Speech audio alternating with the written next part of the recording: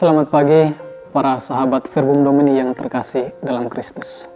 Salam jumpa lagi dalam Verbum Domini edisi hari ini, Rabu 30 Maret 2022. Tidak terasa kita sudah berjalan begitu jauh hingga tiba pada penghujung bulan ini.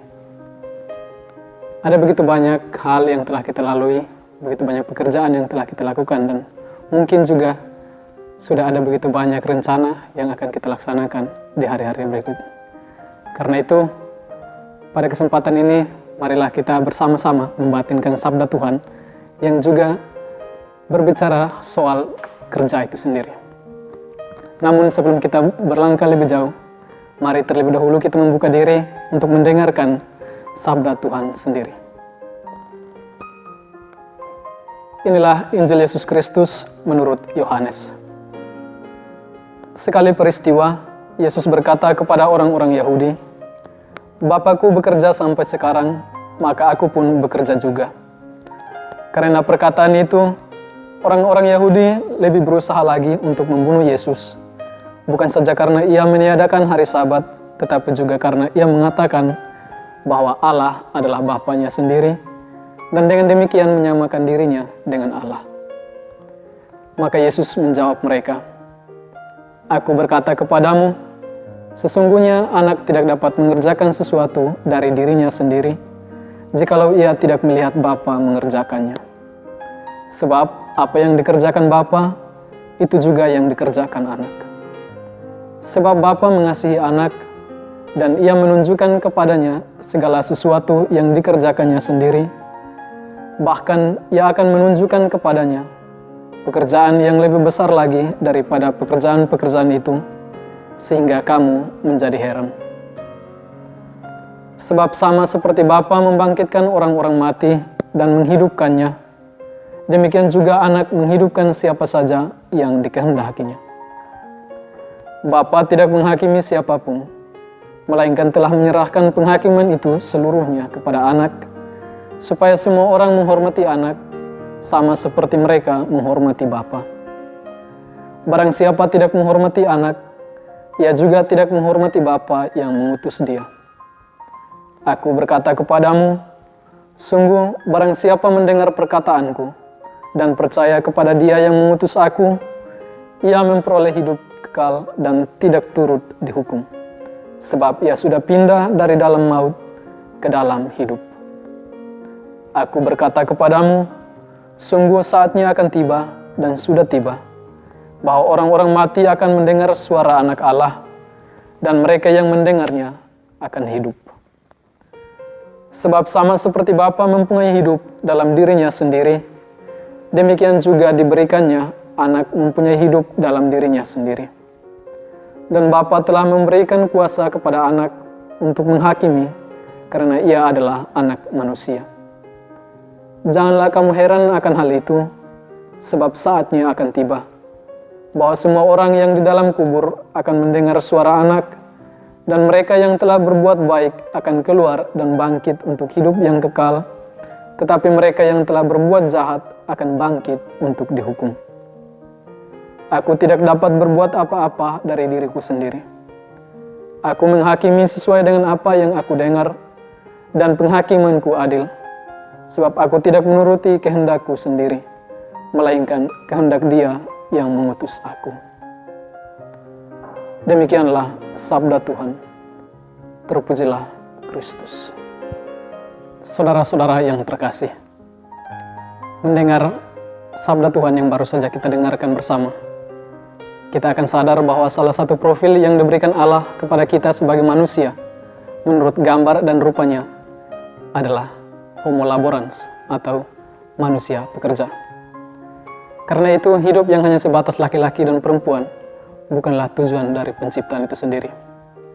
Bahkan Allah pencipta sendiri adalah Tuhan yang selalu bekerja. Dan banyak kita jumpai hal ini dalam kisah-kisah suci yang dinarasikan dalam kitab suci.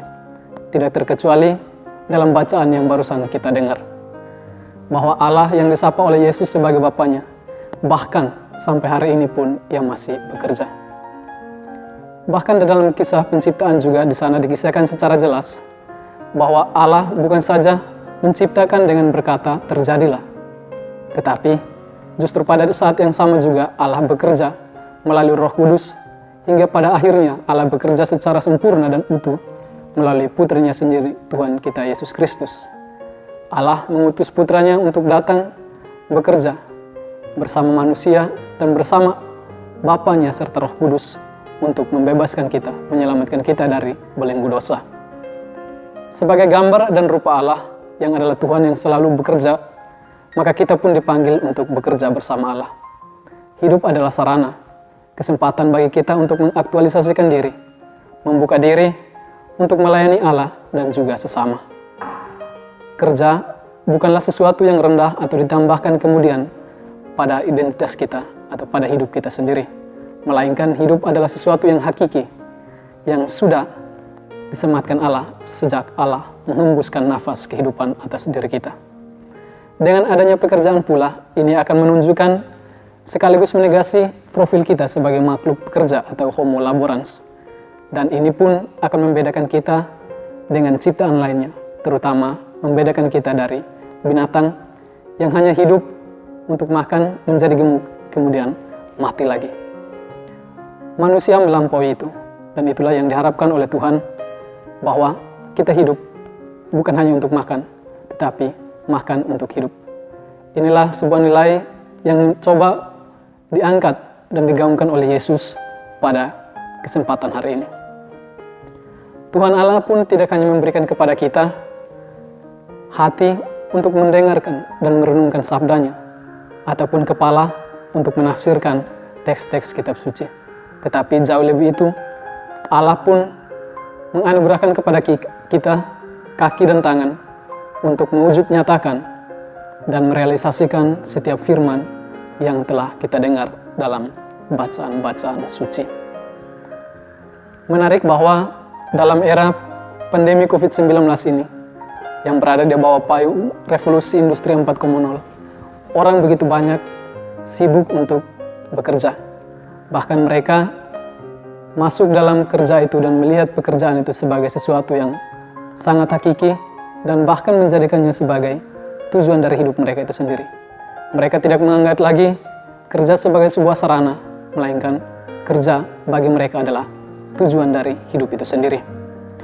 Karena itu, sesungguhnya sebagaimana khawatir, cemas dalam dunia psikologi disebut sebagai sebuah penyakit kejiwaan, demikian pun juga orang yang memberikan hidupnya seutuhnya hanya untuk bekerja juga bisa dikatakan sebagai sebuah penyakit atau yang sering disebut sebagai kuda beban. Orang-orang ini digolongkan dalam kelompok para perancing kerja. Mereka lupa bahwa Yesus pun sudah pernah menasehatkan bahwa manusia tidak boleh menjadi budak dari pekerjaan itu sendiri. Karena apa? Karena manusia melebihi pekerjaan itu sendiri. Kerja sekali lagi adalah sarana untuk memperoleh keselamatan kehidupan, bukan tujuan dari kehidupan itu sendiri. Akhirnya, sesama saudaraku yang terkasih, marilah dalam mengaktualisasikan hidup, kita pun harus menempatkan, memposisikan kerja itu sebagai sebuah sarana, bukan sebagai tujuan dari hidup kita itu sendiri. Dan semoga dalam menjalankan pekerjaan kita hari ini, kita senantiasa dibantu dan dituntun oleh Allah sendiri.